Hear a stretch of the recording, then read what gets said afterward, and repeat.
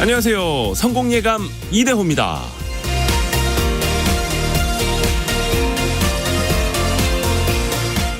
노르웨이 정부는 지난 1998년부터 집에서 아이를 돌보는 가정에 현금 지원을 확대했습니다. 시간이 흘러서 그 혜택을 받고 자란 고등학생들을 대상으로 조사해보니까 초등학생일 때 엄마가 집에 있었던 아이들의 평균 학점이 그렇지 않은 아이들에 비해서 1.2점 높았습니다. 그에 앞서 노르웨이는 77년 7월 이후 태어난 아이의 엄마에게 4개월의 유급휴가를 실시했는데 그 혜택을 받고 자란 아이들의 고등학교 중퇴율이 2% 감소하고 30세가 됐을 때의 소득은 5% 늘었다고 합니다. 스웨덴에서는 지난 2012년 엄마와 아빠가 동시에 육아휴가를 사용할 수 있는 기간을 늘렸습니다. 한 가정당 평균 10일 정도의 휴가를 사용했는데 그 결과 아이 엄마가 병원에 입원할 확률이 14% 줄고 정신과 약을 처방받을 확률도 26% 감소했다고 하네요. 우리 정부는 내년 1월부터 생후 18개월 이내인 자녀가 있을 경우에 부모가 모두 육아휴직을 쓰면 최대 3,900만 원까지 받을 수 있게 했습니다. 시행 직후에 그 효과를 당장 확인할 수는 없을 겁니다. 출생률 자체가 당장은 오르지 않을 수도 있습니다. 하지만 노르웨이와 스웨덴 사례처럼 학업 성취도와 소득 그리고 건강까지 나아질 수 있다는 당장은 숫자로 보이지 않는 효과까지 감안하면 우리가 가야 할 방향은 분명해 보입니다. 성공예감 이대호입니다. 시작합니다.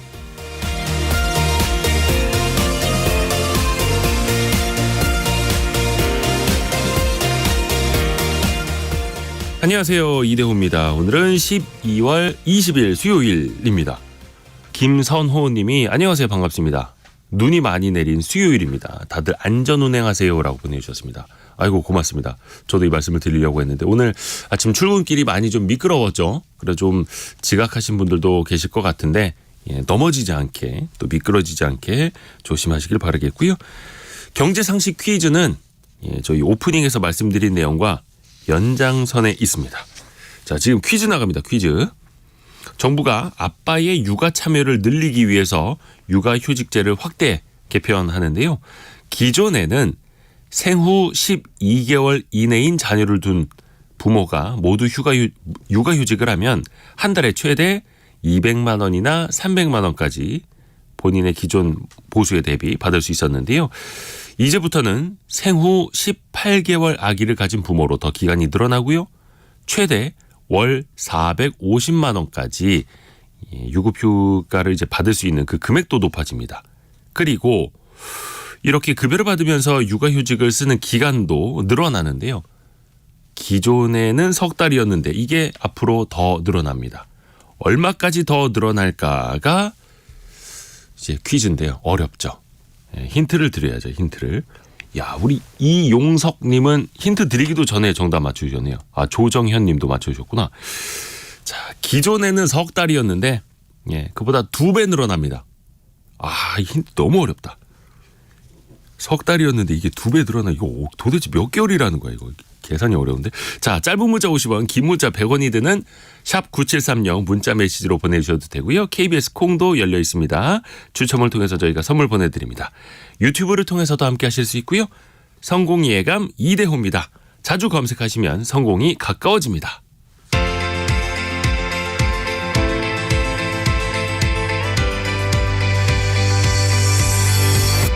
KBS 1라디오 성공예감 이대호입니다. 자, 오늘의 경제 뉴스 동아일보 백상경 기자, 머니투데이 방송 염현석 기자 함께합니다. 안녕하세요. 안녕하세요. 자, 염현석 기자 어떤 뉴스 준비했습니까? 네, 집값에 따라 지역이 뚜렷하게 나뉘는 주거지 분리 현상이 서울에서 유독 심각한 수준이라는 연구 결과가 나왔습니다. 이게 어떤 내용인지 한번 살펴보고요. 또 러시아 우크라이나 전쟁이 계속되면서 현대차가 러시아 공장 매각을 결정했습니다. 이 소식도 전해드리겠습니다. 네.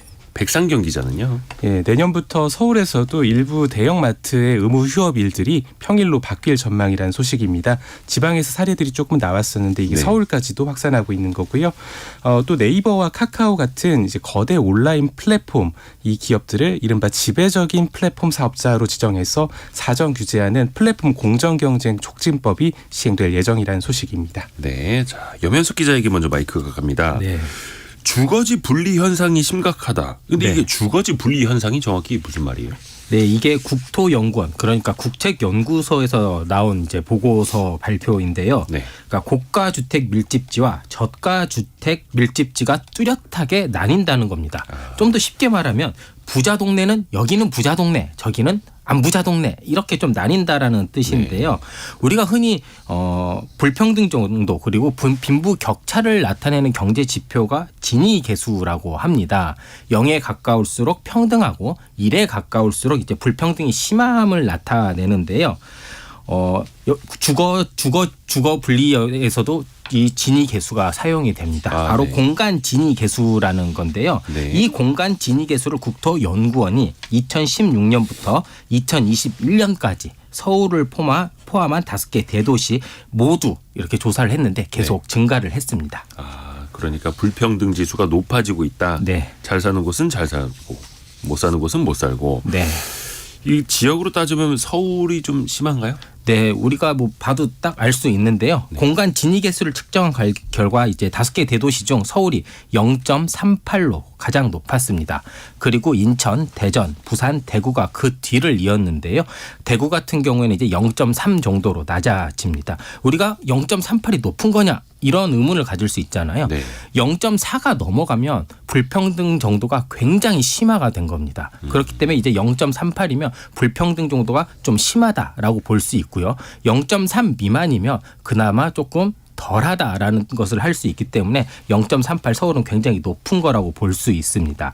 우리 주거 불평등을 이제 그럼 완화하기 위한 여러 가지 해법도 보고서에서는 제시가 됐는데요. 네. 저가 주택 군집 지역 그러니까 우리가 흔히 말하는 이제 뭐 빌라촌이라든지 이런 게 조금 있을 거 아니에요. 네. 여기에 재개발, 재건축을 시행해서 대규모 신축 아파트 단지가 건설될 수 있도록 지원해야 한다고 합니다. 보고서에는. 네. 다만 이렇게 재개발, 재건축을 통해 환경이 좋아지면 당연히 집값이 올라가잖아요. 그러면 또 다른 새로운 주거지 분리가 나타날 수도 있습니다.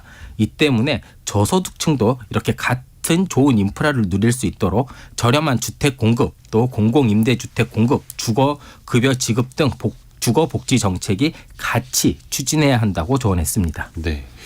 주거 분리가 그리고 강화되고 있다. 빈부 격차가 커지고 있다. 그러면 또 한편에서는 고가 주택에 사는 사람도 많다는 얘기잖아요. 네. 그 기준은 어떻게 됩니까? 돈이 얼마 있어야 부자로 분류가 됩니까? 네, 하나은행, 하나금융연구소가 네. 금융자산이 10억 원 이상인 자산가 약 1,000명에게 무려 10년 동안 설문을 진행한 결과가 나왔습니다. 이들이 생각하는 부자의 기준은요. 2012년 평균 114억 원. 이었는데요. 2021년 이게 187억 원으로 늘었습니다. 부자들이 생각하는 부자의 기준 네. 187억 원이요? 네. 우리 흔히 백만장자 하잖아요. 네. 백만장자. 10억 가지고는 이제 명함도 못 내밉니다. 잠시만요. 백만장자가 이제 뭐 환율로 한 10억, 13억 뭐 이 정도. 14억 정도 좀 안 되거든요. 와, 우리 어릴 적에는 그 외화 미국 드라마에서 그렇죠. 백만장자 이러면 백만 엄청나 보였었는데. 재벌이 억만장자 10억 달러 빌려내요. 이제는 백만장자 돼도 서울에 집 한 채를 살까 말까 한 수준이네요. 그렇죠. 그래서 이제 그렇다면 도대체 이 부자들이 뭐 자산은 어떤 걸 가지고 있는지 좀 궁금하잖아요. 네네네. 우리가 앞서 말씀드린 게 다 부동산 얘기 아니었습니까? 그리고 우리나라는 역시 부동산이 강국이었습니다. 해외 부자들의 부동산 비중이 한 15% 정도 되는데 우리나라는 50%에 가깝습니다. 무려 3배 이상 높은 수치였고요. 그런데 이게 좀 영리치 그러니까 40대 이하 젊은 부자들은 조금 달랐는데요. 부동산보다는 금융자산 비중이 조금 높았고요. 또 젊은 부자일수록 10명 중 7명 정도가 해외 주식에 적극 투자하는 걸로 나타났습니다. 그리고 한 20% 정도는요. 가상자산도 보유하는 것으로 나타났습니다. 네. 7252님이 이런 갈라치기용 뉴스 좀 자제해 주세요라고 보내주셨는데 저희가 갈등을 조장하자고 이런 거 알려드리는 게 아니라요. 아까도 그 연구 보고서 나온 것처럼 그러면 주거 복지 정책을 어떻게 보완해야 하는가 이런 과제를 또 같이 생각을 하고 실행하자라는 측면에서 알려드리는 겁니다. 갈등을 조장하고 그런 방송 아닙니다. 자, 백상경 기자에게 갑니다. 자, 대형마트 의무 휴업일 지방에서는 조금씩 이제 달라졌다고 말씀을 해주셨는데 서울에서도 달라질 수 있어요? 네, 이르면 이제 내년 1월 중에 서울 서초구와 동대문구에서 대형마트 의무 휴업일이 평일로 좀 바뀔 전망입니다. 그러니까 앞서서 이제 대구나 충북, 청주시 같은 지방에서 의무 휴업일을 평일로 전환한 경우가 있었는데요. 서울에서도 이게 시행하는 건 이번이 처음이고요. 이게 뭐 따져보면 2013년 2월에 이 서울시 대형마트 의무 휴업일들이 매월 둘째, 넷째 주 일요일로 이제 운영이 되기 시작한 지 한 11년 만입니다. 그러니까 이런 서초구하고 동대문구가 이렇게 움직이는 것들은 앞서 좀 이런 것들을 좀 바꿨던 대구의 성과를 좀 반영한 것이다. 이런 풀이들이 나오는데요. 대구는 의무 휴업일을 전환한 이후에 6개월간 이제 소매업, 음식점 매출들이 지난해 같은 기간에 비해서 20% 가까이 늘었고 또 이제 대형마트와 SSM, 기업형 슈퍼마켓 이 매출들도 역시 한 6% 정도 증가를 했다. 이렇게 밝혔습니다. 그러니까 이 의무 휴업일을 평일로 전환했더니 소상공인과 대형마트와 뭐 모든 것들이 좀 다 같이 힘을 받고 있다. 이런 해석을 내놓은 건데요. 충북 청주시도 이 지난 5월부터 휴무일을 일요일에서 수요일로 변경해가지고 정책을 운영하고 있습니다. 그러니까 두 지역 모두 이제 시 구민들의 큰 반발 없이 정책이 순항을 하면서 지방뿐만 아니라 이제 서울 수도권 이런 지역구들에서도 의무 휴업일 전환이 좀 논의가 좀 빨라지고 있는 상태입니다. 네. 이게 그럼 지역별로 선택을 할 수 있던 거네요. 이렇게 법을 바꾸거나 그렇게 힘든 일은 아니었던 거예요? 그러니까 지금 이제 현행 유통산업발전법에서는 시장, 군수, 구청장 이런 그 기초지자체장들 이런 분들이 이제 매월 이틀을 이제 대형마트 의무 휴업일로 지정을 하라고 돼 있는데요. 네. 이게 이해 당사자들하고 이제 합의를 거쳐서 공휴일이 아닌 날도 의무 휴업일로 지정을 할 수가 있습니다. 네. 근데 이제 이런 대형마트 의무 휴업일이 근데 바뀌질 않고 보통은 거의 다 유지가 돼 왔고 이게 소상공인 분들의 어떤 반발들이 상당히 심했기 때문에 그대로 유지가 됐었는데 이게 사실 이런 규제 완화가 그래서 윤석열 정부에서 좀 규제 개혁 뭐 1호 뭐 이런 식으로 꼽았던 안건이기도 합니다. 그러니까 전통 시장을 발전시키겠다, 소상공인 보호하겠다는 목적으로 이제 도입을 했는데 이걸 뭐 제대로 발전에 기여는 못하고 또 오히려 이제 소비자들한테 불편함을 좀 많이 주고 있다. 특히나 이제 온라인 시대에 이커머스 업체들과의 좀 기울어진 운동장 경쟁 상태를 만든다. 이런 지적들이 꾸준히 있었거든요. 그래서 이제 작년 말부터 이제 대형마트 온라인 배송을 허용을 하고 의무 휴업일의 평일 전환에 협력한다는 어떤 협의체들을 만들고 상생 협약도 체결하고 이런 것들을 진행을 하고 있었습니다. 그렇죠. 이게 의무 휴업이 시작된 게 10년이 넘었는데 네. 이게 10년 전하고 지금은 상황이 많이 달라졌잖아요. 사실 네. 대형마트 오프라인 점포 안 가시는 분들 많고 대부분 이제 온라인으로 쇼핑을 하시고 그래서 지역 상권에서 예전보다 그래도 반발은 좀 저 덜하는 거죠. 덜한 것 어차피 같아요. 지금 여기서 안 사면 온라인으로 산다 이런 것들이 사실 인식이 많이 돼 있거든요. 근데 이번에 보니까 마트에서 일하시는 분들이 조금 이렇게 시위도 하고 하시더라고요. 그렇죠. 이게 근로자 직접 일하시는 분들의 좀 불만들은 좀 있는 상태입니다. 왜냐하면 이제 휴일 근무가 늘어나기 때문인데요. 이제 이런 것들 때문에 건강권, 뭐 휴식권 이런 것들이 침해를 받는다는 주장들을 하고 계셔요. 그래서 네. 특히나 이런 것들이 좀 침해를 받을 가능성이 있는 상황인데 정작 이해 당사자인 우리 직원들하고 사전에 큰 논의가 없이 이렇게 휴일을 옮기는 것들은 이런 결정들은 좀 절차상 하자가 있는 것 아니냐 이런 주장들을 하고 계십니다. 보면은 지난달 이제 11일부터 30일까지 뭐 이때 열렸던 2023 코리아 세일 페스타가 있었는데요. 이걸 앞두고 이제 서울시가 이미 한 차례 이런 그 작업들을 했었습니다. 그러니까 행사 기간 안에 좀 마트 의무 휴일을 좀 바꿔라. 한 주 정도 휴일에 뭐 휴업을 하는 건 맞는데 한 주 정도를 앞당겨서 좀 적용을 해달라. 이런 협조문들을 한번 보낸 적이 있어요. 근데 이제 이런 것들을 이제 자치구들이 받아보고서 실제로 좀 바꾼 구들이 있거든요. 네. 그러니까 이때도 마트산업노조에서는 이게 바꾸는 과정에서 우리랑 협의가 안 됐다. 그래서 휴식권, 건강권이 지켜지지 못했다라고 주장을 하시고 좀 반발을 하셨습니다. 그래서 이제 또 이런 이 노조에서는 이제 실제로 의무 휴업일을 평일로 변경했던 대구시에 대해서도 이런 것들은 절차상 하자가 있다. 고시 처분을 이제 취소해달라. 이런 소송을 진행하고 있기도 합니다. 그러니까 오히려 지역 상권, 뭐 골목 시장에서 이제 일하시는 분들의 네. 반발보다는 마트 산업 종사자들의 반발이 네, 지금은 네. 더 큰 상황이네요. 자, 염현석 기자에게 갑니다. 네. 자, 러시아 우크라이나 전쟁 이후에 사실상 현대자동차 러시아 공장이 좀 멈춰서서 막 손실이 생기고 했잖아요. 네.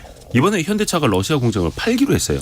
네, 그렇습니다. 러시아와 우크라이나 전쟁 이후 현대자동차가 2년 가까이 가동을 중단한 러시아 공장을 현지 기업에게 매각을 했습니다. 네. 매각 자산에는 상트페테르부르크 생산 공장과 앳 제너럴모터스 공장 부지도 포함이 됐는데요. 매각 대산의 자산 가치는 장부상으로 2,873억 원입니다. 하지만 매각 예정가는요 1만 루블입니다. 한화로 약 14만 원입니다. 잠시만요. 2,873억 원짜리 네. 장부에 적힌 그 공장을 네. 14만 원에 팔았다는 네, 거예요. 맞습니다. 오. 이거에 대한 현대차의 설명이 나왔는데요. 우크라이나 전쟁 여파로 지난해 3월부터 생산과 수출이 멈춘 상태라고 합니다. 네. 이 때문에 그 유지 비용이라든지 굉장한 리스크들이 있어서 리스크를 덜어낸 차원이라고 밝혔습니다. 인수자는 아트 파이낸스라는 벤처 투자 기업입니다. 러시아 기업이고요. 최근 네. 폭스바겐의 러시아 공장과 자회사 지분도 인수한 적이 있습니다. 아무래도 현지 업체에 이제 매각을 하다 보니 이제 막대한 손실을 좀 감수하더라도 좀 상징적인 값에 그냥 좀 매각을 한 거 아니냐라는 이런 해석도 나오고 있는데요. 다만 현대차는 러시아 시장을 다시 재진출할 가능성을 조금 타진을 하고 있습니다. 이 때문에 2년 내 다시 사올 수 있는 바이백, 그러니까 재구매 조건을 계약에 포함했습니다. 그런데 바이백을 실행할 때는요 매각가가 아닌 시세로 매입해야 합니다. 잠시만요. 팔 때는 지금 장부상에 2,873억 원짜리를 네. 14만 원에 팔았는데 네. 되사는 조건까지는 계약서에 넣었지만 되살 때는 당시의 시가로 사야 된다. 네, 맞습니다. 근데 또 현대차 입장에서는 이거 그냥 가지고 있어봐야 매년 또 손실이 그렇죠. 생기기 때문에 그냥 일단은 떨궈 놓는 게 차라리 낫겠다라고 판단을 한 거겠죠. 네. 러시아에 다른 나라 다른 제조업체 공장들도 있을 거 아니에요. 네, 많이 있습니다. 몇 가지 말씀을 드리면 일본 닛산 자동차와 프랑스 르노 자동차도 현대차와 비슷한 상황이었습니다. 닛산은 1유로 그러니까 1,400원 네, 팔았고요. 공장을요. 네, 르노는 2루블 약 38원에 28원입니다. 28원에 러시아 법인을 현지 업체에 넘겼습니다. 100원도 안 되는 가격에 넘겼다. 이거 이제 상징적인 거죠. 왜냐하면 갖고 네. 있으면 손실이니까. 예전에 그 우리 1달러에 그 골리앗 크레인 가져온 거 그쵸, 있었잖아요. 유럽에서. 예, 뭐 약간 그렇죠. 그런 느낌인 것 같은데요. 이들 기업들도 역시 바이백 조건을 달았습니다. 물론 시세로 매입해야 합니다. 다시 할 때는. 아하. 이렇다 보니 이제 러시아 정부가 자국 내 고용 안전 등 까다로운 조건을 내걸면서 외국 기업 자산을 강제로 국유화하는 이런 비판이 이런 국유화하는 것 아니냐라는 이제 비판도 글로벌하게 나오고 있습니다. 참 이거 기업들 입장에서는 진짜 너무 황당한 일이긴 네. 한데 그러면 일단 러시아 공장 매각하게 되면 현대차가 뭐 유럽 쪽 수출이라든지 네. 글로벌 생산은 괜찮습니까? 이게 조금 문제긴 한데 일단 현대차는 괜찮다라는 입장입니다. 러시아 우크라이나 전쟁 직전 현대차의 러시아 점유율은요. 현대 기아 합산해서 26.5%였습니다. 네. 굉장히 높은 겁니다. 엄청 높은 거죠. 네. 이랬던 점유율이요. 전쟁 이후 러시아 토종 브랜드 그다음에 중국 업체들이 엄청 들어왔거든요. 그래서 현재 시장 점유율은요. 사실상 제로 수준입니다. 이 때문에 어차피 쥐고 있어봐야 손실만 커지게 됩니다. 다만 해외 생산 감소 부분을 조금 막아야 되잖아요. 네. 이 때문에 현대차는 일단 유럽에 수출할 수 있는 현지 공장들의 생산 능력을 조금 늘리기로 했습니다. 일단 그 체코 공장의 체코의 이제 전기차 공장을 생산량을 2배 정도 늘릴 계획이고요. 인도에 지금 신규 공장을 지을 계획인데 여기에 추가 설비 투자를 해서 글로벌한 생산량도 늘린다는 계획입니다. 아하. 8888님이 러시아판 말묘의 눈물이네요. 네. 그렇죠. 그 말묘가 어디였죠? 스웨덴이요. 스웨덴이요. 네, 좀 헷갈리. 네, 스웨덴. 그 말묘의 그 골리앗 크레인을 우리가 그때는 싸게 들여왔었는데 또 이번에는 또 지정학적인 문제 때문에 또 이렇게 손해를 보게 생겼습니다. 자동차 말고 다른 산업에서도 또 공장이 있잖아요. 맞습니다. 전자업계도 자동차랑 조금 비슷한 상황입니다. 러시아 현지 생산 법인의 가동이 전자업체들 같은 경우에 가동 중단한 지 1년이 훨씬 넘었습니다. 이제 삼성전자 같은 경우에도요. 이제 TV 공장이 있는데 2008년 이제 문을 연 이후로 계속 흑자를 냈었습니다. 그런데 지금 1년 넘게 지난해 3월부터 운영이 중단이 된 상태고요. LG 역시 TV, 세탁기, 에어컨 이런 공장이 있는데요. 지난해 8월부터 문을 닫았습니다. 아직 뭐 매각 소식은 없는데요. 두 기업 모두 상황을 검토하며 운영 방안의 다각적인 검토 중 현대차가 저번에 했었던 얘기거든요. 이런 좀 신중한 입장을 취하고 있는데 최악의 상황은 현대차와 비슷한 선택을 할 수도 있습니다. 아이고 참. 백상경 기자에게 다시 갑니다. 그 네이버, 카카오 등을 정부가 지배적 사업자로 지정한다고 합니다. 이게 어떤 의미인지 좀 풀어주세요.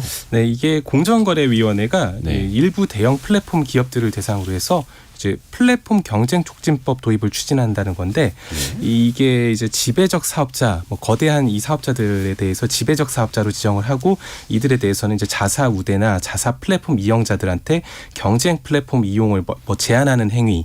뭐 끼워 팔기, 최혜의 대우를 요구한다. 이게 가장 우리한테 제일 좋은 조건으로 계약을 해라라고 요구를 하는 거거든요. 우리한테만 제일 싸게 줘야 돼. 네, 뭐 그런 거죠. 네. 네. 그래서 이제 요렇게 한 4가지 정도의 이제 4대 불공정 행위를 원천 금지한다. 는 내용이 담길 예정입니다. 그러니까 뭐 좀 더 설명을 드리면 자사우대 같은 경우는 예를 들어서 이제 카카오 모빌리티 생각을 하시면 되는데 배차 알고리즘을 이용을 해가지고 카카오 뭐 가맹 택시만 우대해서 콜을 배정한다. 네. 이런 행위들은 이제 자사우대에 해당을 하고 이게 이제 법이 시행이 되면은 이거 원천 차단을 하게 됩니다. 그리고 멀티 호밍 제한, 뭐 구글 같은 경우를 생각을 해볼 수가 있겠는데요. 구글이 이제 뭐 거래 중인 자기하고 거래하고 있는 그 게임사들이 있잖아요. 그 스토어에 올라와 있는 네. 앱 스토어에.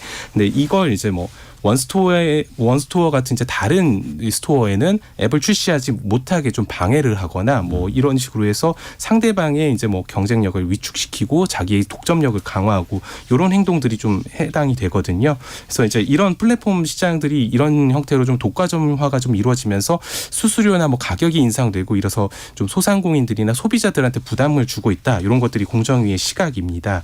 그래서 이게 구체적으로 어떤 게 바뀌는 거냐면 이제 플랫폼 경쟁 촉진법이 시행이 되면은 이걸 원래는 이제 공정위에서 경제 분석을 통해서 이게 시장 지배력이 있는 사업자이냐부터 이제 검증을 해야 되고 예, 거기서부터 시작을 해서 이제 너무 오랜 시간 동안 이 입증을 해야 돼요. 근데 만약에 이게 시행이 되면 이 업체들이 부당 행위를 우리가 하지 않았다는 걸 이제 입증을 해야 됩니다. 입증 책임이 전환이 되는 거예요. 아하. 네.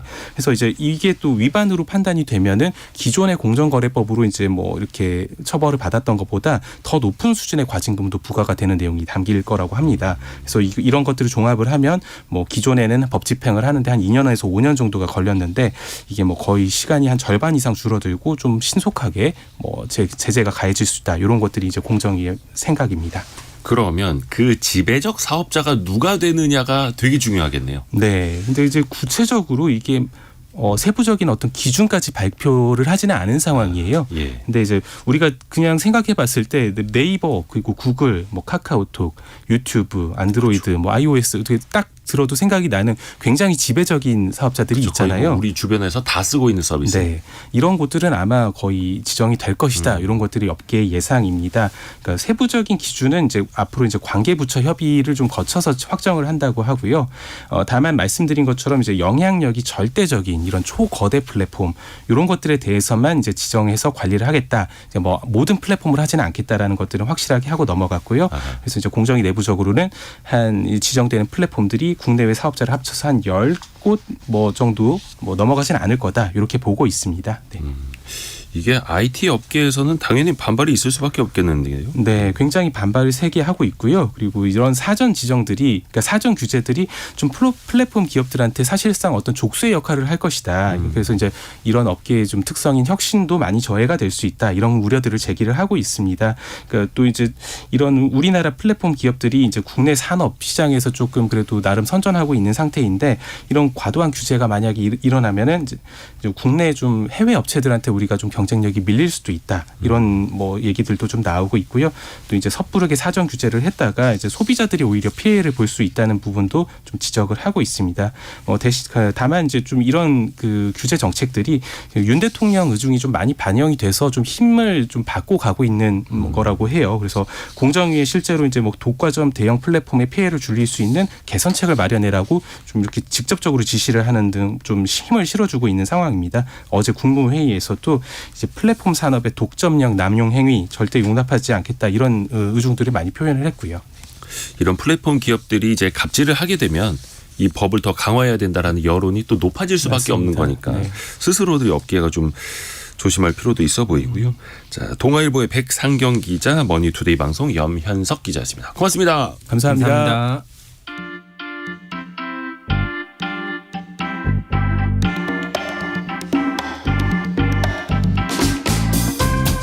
지금 여러분께서는 KBS 일라디오 성공예감 이대호입니다를 듣고 계십니다. 참여해주신 여러분께는 추첨을 통해 건강을 품다 헬시허그에서 고함량 글루타치온 퍼펙트 75를, 아름다운 식탁 창조 주비푸드에서 자연에서 갈아 만든 생와사비를, 쉽고 빠른 판촉물 제작 시너지 기프트에서 LED 무드등 스탠드를, 그리고 성공예감에서 준비한 커피 쿠폰을 보내드립니다. 당첨자는 성공예감 이대호입니다 홈페이지에서 확인하세요.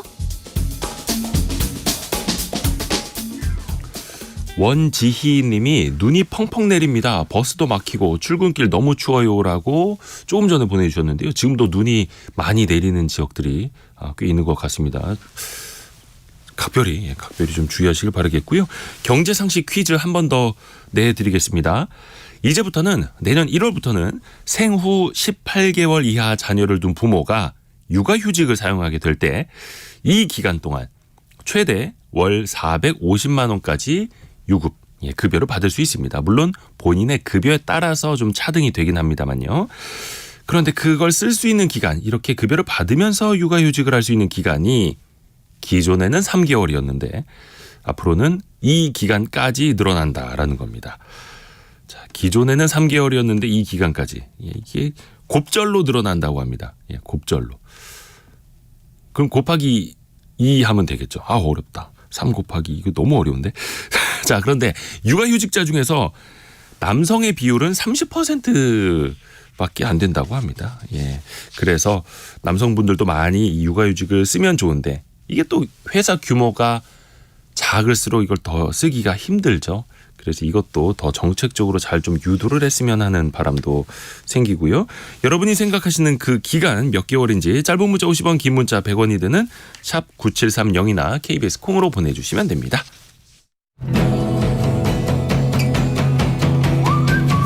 오늘의 움직임에 주목하고 세상의 흐름을 놓치지 않습니다.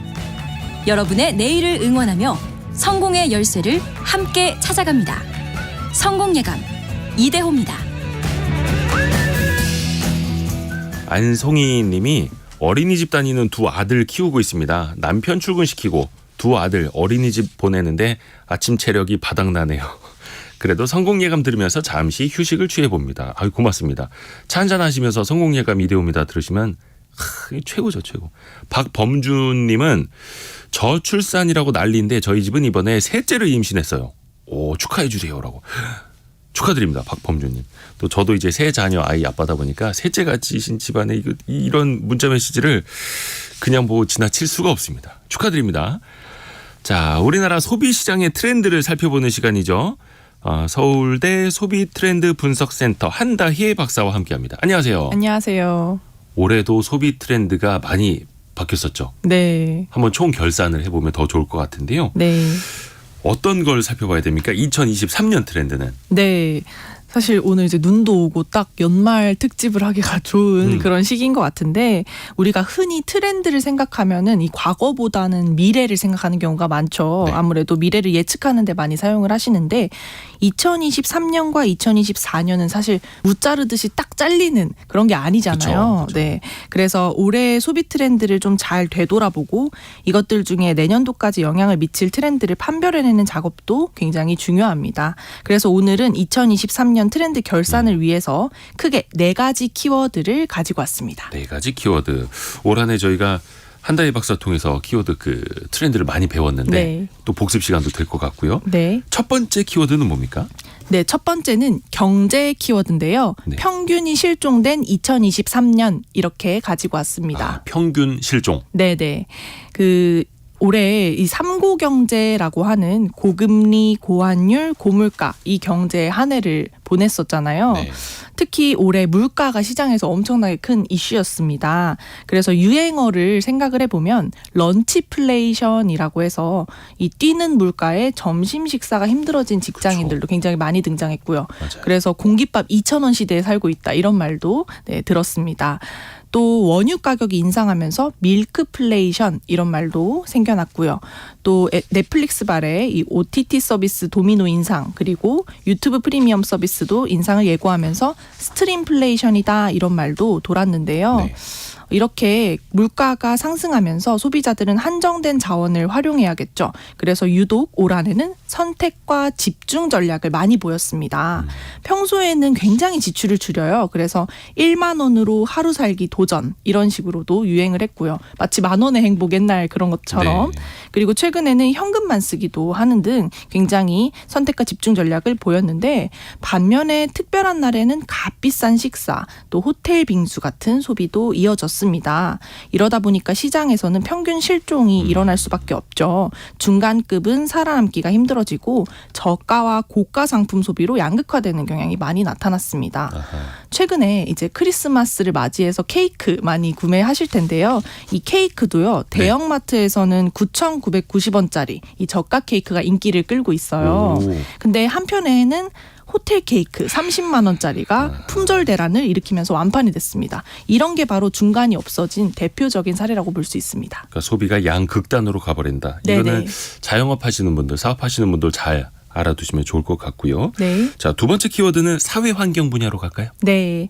두 번째는 경기 재개, 리오프닝의 2023년이었다. 이렇게 말씀을 네. 드릴게요. 억눌렸던 오프라인 매장이 다 부활을 했습니다. 특히 이 팝업 스토어 같은 경우는 올 한해도 이 소비자들의 이목을 집중시키고 젊은 세대들의 놀이터로 거듭이 났고요. 네. 올해 가장 또 큰 변화라고 할 수 있는 것이 이 해외여행입니다. 해외여행이 엄청난 속도로 회복이 됐습니다. 경기가 다소 좋지 않음에도 불구하고 올해는 일본, 베트남, 태국 같은 이 동남아를 중심으로 해외여행을 즐기시는 분들이 늘어나면서 올해 특별한 현상이 하나 발생했는데요. 네, 어떤 거요? 저가 항공 이용객 수가 최초로 대형 항공사를 추월하는 경향성이 나타나면서 굉장히 큰 변화가 있었고요. 또 비슷한 맥락에서 여행 예능 프로그램도 전성시대가 올 한해 열렸고요. 그렇죠. 그래서 여행을 다루는 프로그램이 아니더라도 많은 예능들에서 이 여행 요소를 가미하는 한 해를 보였습니다. 이게 여행을 못 가서 여행 관련 유튜브 많이 보시는 줄 알았는데 여행도 많이 가고 여행 네. 관련 콘텐츠도 많이 보고. 네. 자, 세 번째는 인구 구조 쪽에서 키워드를 뽑아보네요. 네, 올해 가장 중요한 화두 하나를 뽑자면 이 저출생이라고 할 수 있죠. 심각합니다. 네, 2023년은 역대 최저 출산율을 기록하면서 인구 절벽이 정말 눈앞에 보이는 이런 한 해였습니다. 네. 다만 이 저출생 시대의 역설로 올 한해 소비시장에서는 유아동 인구가 주목을 받았죠. 오히려요. 네, 특히 2010년생 이후에 출생한 세대인 이 알파 세대가 시장의 새로운 수요 창출 주역으로 등장하면서 특히 고급 의류나 어린이용 식품 또 캐릭터 상품 같은 것들이 불티나게 팔렸습니다. 고물가로 소비가 위축됐던 시기임에도 불구하고 유아동 시장은 선전을 했죠. 네. 야, 근데 오히려 저출생 시장인데도 유아동 시장은 더 이제 크고 있는. 네. 근데 유아동 말고 주목받는 세대가 있다면서요? 근데 이게 저는 Z세대인 줄 알았는데 Z세대 말고 네. 다른 세대가 있네요. 올 한해 가장 반짝였던 세대가 있습니다. 네. 사실 바로 세월을 거스른 새로운 노년층 신중년이라고 저희가 말을 하는데요. 신중년. 네, 이 신중년이 소비의 최전선에 등장을 하면서 엄청나게 큰 주목을 받았습니다. 2023년 고령자 통계에 따르면요. 올해 우리나라의 65세 이상 고령 인구는 950만 명이래요. 네. 그래서 역대 최고치를 기록을 했는데 기존의 통념상 인식됐던 이 노년층의 모습과 굉장히 다르다라는 연구 결과가 많이 나타났어요. 일단 외향적으로도 20년 전에 비해서 자세가 굉장히 고다지고 그리고 키도 크고 그렇죠, 그렇죠. 네, 건장한 노년층이 굉장히 이 연구 결과로 많이 등장을 했고요. 특히 그러면서 일하는 트렌드가 많이 나타났어요. 이 워킹 트렌드라고 해서 대한민국의 일하는 사람 5명 중 1명은 60세 이상이다. 이런 통계까지 나타날 정도로 일하는 시니어들이 일반화되는 경향성이 나타났고요. 또 과거와 다르게 이 신중년들이 배달앱도 많이 쓰시고 또 온라인 쇼핑몰도 적극적으로 소비하시면서 이 소비 지출 여력이 높은 세대인 만큼 시장의 큰 손으로 자리를 잡았습니다. 특히 상품으로는 단백질 식품이 올 한해 큰 사랑을 받았고요. 아하. 이 여가 시장에서는 트로트 콘서트 티켓 이게 엄청나게 큰 화제가 됐죠. 그렇죠. 임영웅 씨 콘서트. 네, 맞습니다. 그래서 전년 대비 134%로 크게 성장을 하는 그런 경향성이 나타났는데 이게 아이돌이나 일반 가요 콘서트 매출액 대비 증가폭이 더욱 컸다라는 연구 결과들이 있습니다. 신중년. 그러니까 요즘에는 거의 뭐 환갑 지나신 분들한테 할아버지 할머니라고 부를 수가 없어요. 안 되죠, 그렇게. 예, 큰 신뢰입니다. 네네. 근데 한 일은 되셨어도 할아버지 할머니라고 해도 되나 싶기도 하고 하여튼 네. 멋집니다. 예, 네. 멋집니다. 자, 마지막으로 기술 분야 살펴볼까요? 네, 2023년 이 기술이 중요한 영향력을 미친 한 해라고 해도 과언이 아닌데요. 네. 올해 생성형 AI 서비스 얘기를 참 많이 들으셨을 그렇죠. 텐데 ChatGPT. 사실 이건 아직 성장기이기 때문에 2024년에 더 큰 영향을 미칠 것이라고 보고요. 그래서 이것을 제외하고 올해 우리 소비자들이 두 가지 기술의 일상화를 경험한 부분을 말씀을 드리려고 해요. 네. 첫 번째는 무인 기술입니다. 아하. 네. 올해 시장에서 이 무인 기술이 성숙기에 접어들면서 주목을 많이 받았어요. 저희 센터에서는 매년 전국 단위의 대규모 온라인 설문조사를 실시해서 10대 트렌드 상품을 선정을 하거든요. 근데 올해 압도적으로 1위에 선정된 상품이 바로 이 무인 점포입니다. 무인 점포. 네.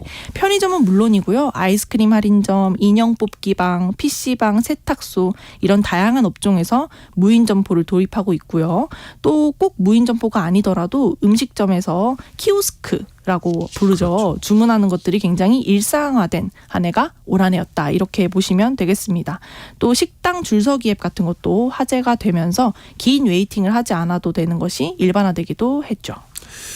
그러니까 예전에는 키오스크라는 이름 자체도 생소했는데 이제는 네. 어르신들도 키오스크에서 이제 주문을 할 수 있고 또 해야만 하는 시대가 됐고. 맞습니다. 네. 예전에는 가게 문 열고 들어가서 그 주인 아저씨 안 계시면 화장실 가셨나 했는데 이제는 그냥 무인 점포. 네, 맞습니다. 자, 또 다른 기술 트렌드도 있잖아요. 네, 바로 이 초연결 기술인 IoT 기술입니다. 올해 초부터 국내 유수의 대기업들이 이 CES라고 불리는 세계 가전 박람회에서 모두 강조한 메시지가 이 초연결이었어요. 그래서 스마트폰이랑 TV, 가전 등을 하나로 묶는 연결 기술이 굉장히 주목을 받았는데요. 소비자 데이터 플랫폼 오픈 서베이가 발간한 스마트홈 트렌드 리포트에 따르면요. 스마트홈 가전을 알고 있다는 응답 비율이 91%로 전년보다 8포인트 이상 증가하는 엄청난 결과를 보였고요. 또 올해 스마트홈 가전 보유율이 48%로 지난해보다 20% 상승한 그런 경향성이 나타났습니다. 올해 실제로 요즘 30대, 40대 가구들에서는 이 인공지능 스피커랑 스마트 전구를 같이 연결해서 불 꺼줘 이러면 그냥 불이 꺼지도록 하는 네. 이런 스마트홈 시대를 구현하는 우리 소비자들이 크게 증가한 한 해가 바로 올 한 해였다. 이렇게 보시면 되겠고요. 그래서 세탁기나 에어컨, 건조기 같은 것도 다 예약하고 집을 나가기 전에 자동차 시동 미리 걸어두시는 분 요즘 굉장히 네. 많으시잖아요. 맞아요. 이런 식으로 다양한 연결 기술이 일상화된 한 해를 보냈다. 이렇게 이해하시면 되겠습니다. 이게 한 5, 6년 전에 IT 기업들 광고에서 나올 때는 네. 와, 진짜 저런 미래가 온다고 했는데 이제 그걸 대부분 이제 스마트폰을 쓰고 계시는 거예요. 네, 실제로 사용을 하시는 거죠. 그게 이제 일상으로 들어온 2023년 트렌드가 됐다. 네. 자, 올 한 해도 정말 많이 배웠습니다. 자, 이제 2024년 트렌드도 많이 알려주세요. 네, 감사합니다. 자, 서울대 소비 트렌드 분석센터 한다혜 연구위원 함께했습니다. 고맙습니다. 감사합니다. 라디오 정보센터 뉴스도 정리해 보겠습니다. 국토교통부가 2024년 1월 1일 기준으로 조사 산정한 표준지 58만 필지, 표준주택 25만 호의 공시 가격에 대한 소유자 열람 및 의견 청취 절차를 오늘부터 내년 1월 8일까지 진행합니다. 공시가격 변동률은 각각 1.1%, 0.57%로 지난해에 비해 소폭 상승했습니다. 전세 사기 특별법 시행 약 6개월 만에 특별법이 규정한 전세 사기 피해 사례가 10,000건을 넘어섰습니다. 고용노동부는 지난 4월 장애인 고용률이 기준에 못 미쳐 경고를 받고도 신규 채용이나 구인 같은 노력을 하지 않은 공공 및 민간 기관 457곳의 명단을 공개했습니다. 유럽연합과 유럽의회가 타이어나 브레이크 패드에서 발생하는 미세입자 등 비배기 오염물질도 규제 대상에 포함시킨 유로7에 잠정 합의했습니다. 지금까지 라디오 정보센터 조진주였습니다. 오늘 많이 추우시죠? 예. 근데요, 내일부터는 더 추워진답니다. 서울이 뭐 영하 14도 막 이렇게 예보돼 있던데요. 이번 주 후반에. 그래서 부모님들이 이거 저 성탄절 연휴에 너무 추우니까 집에 있자. 예, 요렇게 왠지 저는 그렇게 얘기를 하고 싶은데 이게 먹힐지는 모르겠습니다만 경기 북부 또 강원도에 지금 한파특보가 발효돼 있고요. 아, 진짜 이거 너무 추워서 근데 이게 우리가 또 한번 콘텐츠를 이거 어떻게 이어나가 볼까 하다가 저희가 준비한 게 라떼 경제사 시간에 난방의 역사를 우리가 살펴보겠습니다. 이거 재밌을 겁니다. 경제 전문 뉴미디어 어피티의 김정인 이사와 함께합니다. 안녕하세요. 안녕하세요. 우리나라의 난방. 사실 이게 거슬러 올라가 보면 온도를 빼놓을 수가 없잖아요. 네. 근데 저는 진짜 이게 궁금했던 게 와 이거 도대체 누가 생각했을까? 이게 온돌바닥. 이거 어디까지 거슬러 올라갑니까? 제가 자료를 좀 찾아보니까 예. 기원은 거의 뭐 고구려로 올라가더라고요. 고구려 시대까지요? 네. 삼국시대까지? 네네. 근데 이게 전반적인 주거 문화로 자리 잡은 거는 사실 좀 고려 중후기쯤은 되어야 하고요. 예. 보편적인 난방 형태가 된 거는 16세기 이후라고 보셔야 합니다. 그 이전에는 온돌이 지금처럼 뭐 방에 전반적으로 깔려 있는 게 아니라 네. 그냥 뭐 일자 형태라든지 아니면 T자 형태라든지 그래서 아, 좀 제한적으로 방의 일부분에 있거나 아니면 방 하나만 있거나 좀 이랬대요. 아랫목이 진짜 특정 부분만 있었던. 네. 그런데 이제 16세기 이후가 되면서 그때 이제 약간 글로벌 기후가 등장을 하는데요. 네. 전 세계적으로 무슨 일이 있었냐면 온도가 2도에서 3도 정도 낮아지는 소빙하기가 와서요. 아, 굉장히 그래요? 추웠던 시기입니다. 조선시대 때요? 네. 그래서 그때부터 온돌이 굉장히 좀 확장이 되면서 한 번 더 북부에서 남부로도 많이 내려오고요.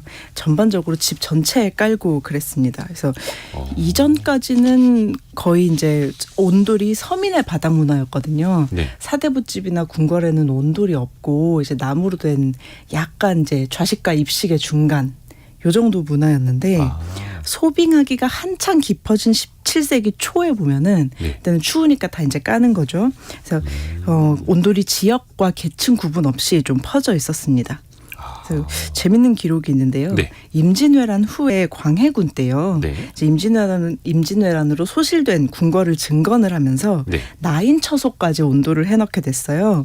근데 기록 남은 걸 보면은 나인들이 말하기를 사대부집 종들도 온돌에 거처하는데 나인으로서 온돌이 없는 마룻방에 거처해서야 되겠는가 뭐 이런 식으로 이야기를 했다고 하는 대사를 제가 굉장히 재미있게 읽었습니다. 아하, 그러니까 사대부집에서 종노릇하는 사람들도 온돌 쓰고 네. 있는데 우리는 궁에서 일하는데 온돌 좀 해줘야지 이러면서 이제 그때부터 네. 궁에도 이제 또 나인들의 숙소에도 온돌이 들어갔다. 그렇습니다. 근데 이게 최초로는 고구려. 네. 그 고구려 지역이 뭐 추웠을 테니까요. 네네. 아하, 거기서부터 시작이 됐다. 맞습니다. 그래서 뭐 중국의 뭐 항 뭐 이런 식으로 뭐 캉 뭐 이런 식으로 비슷한 게 발견이 되는데요. 네.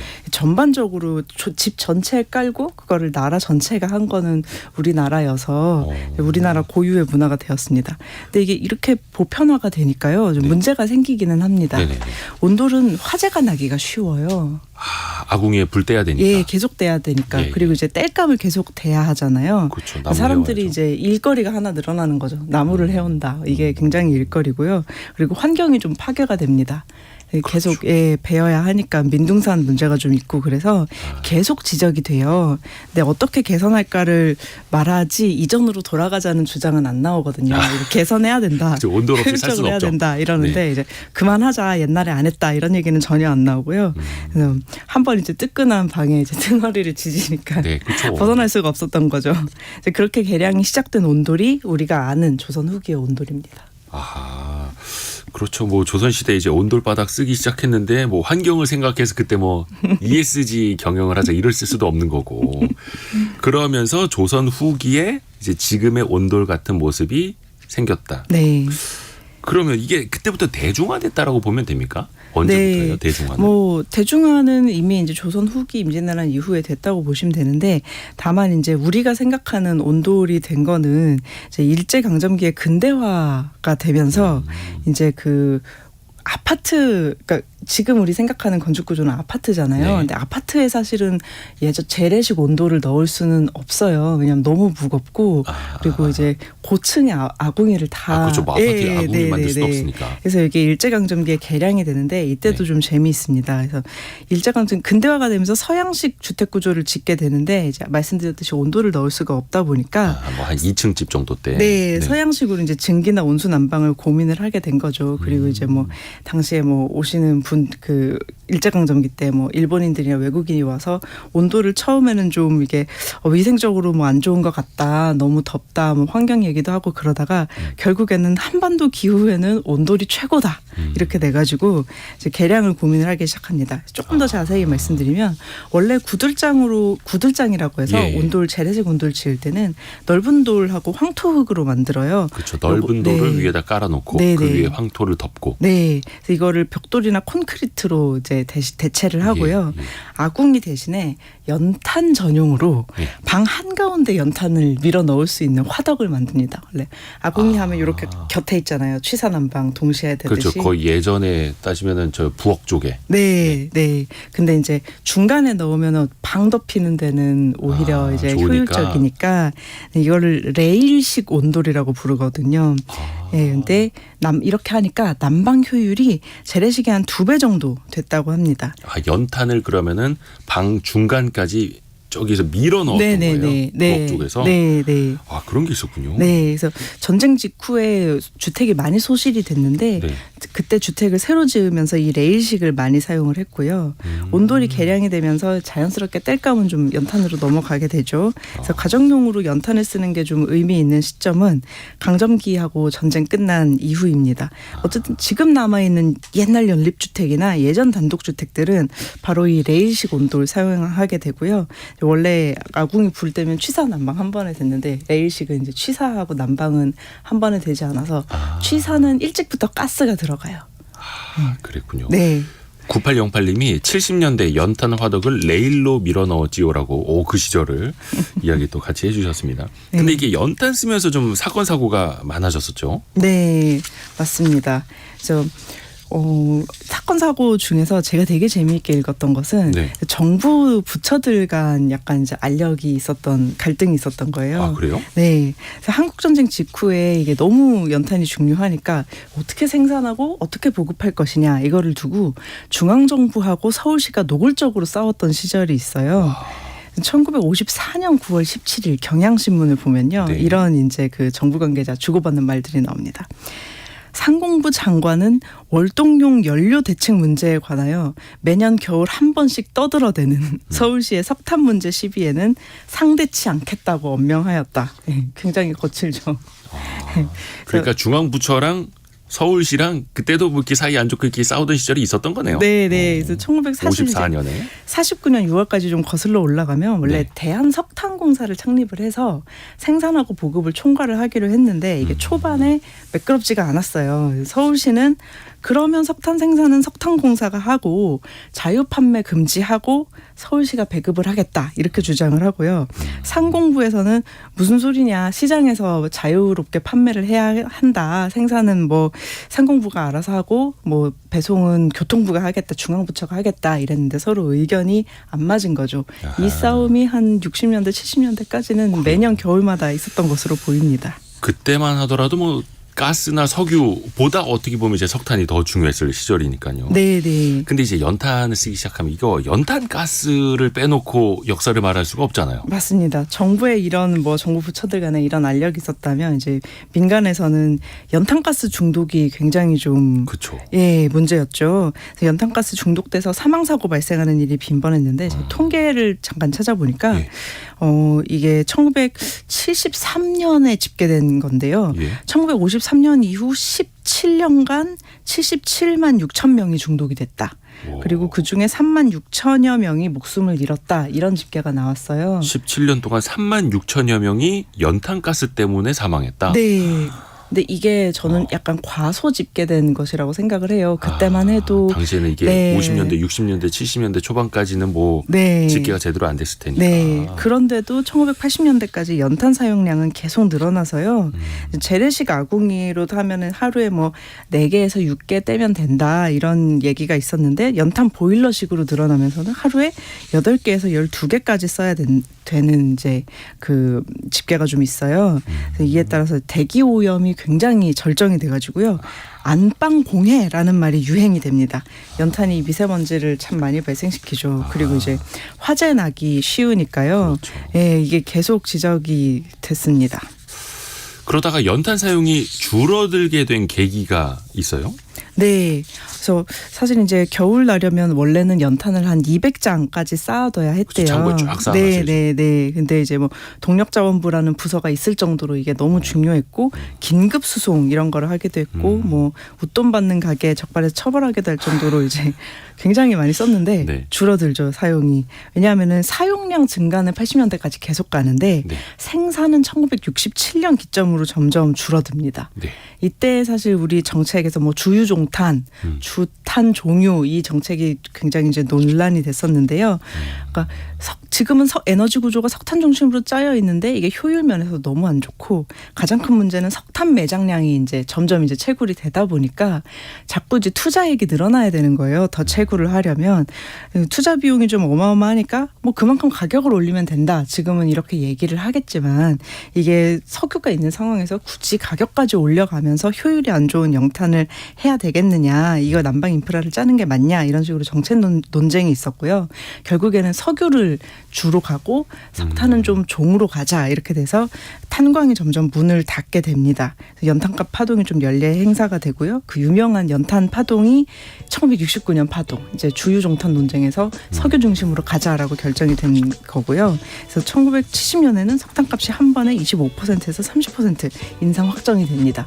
생산이 좀 줄어들고 가격이 오르니까 줄어들 수밖에 없죠. 우리가 고구려 시대 온돌부터 연탄 시대까지 이야기를 들어봤고요. 라떼 경제사 김정인 이사, 어피티의 김정인 이사 함께했습니다. 고맙습니다. 10시 5분에 2부로 돌아옵니다.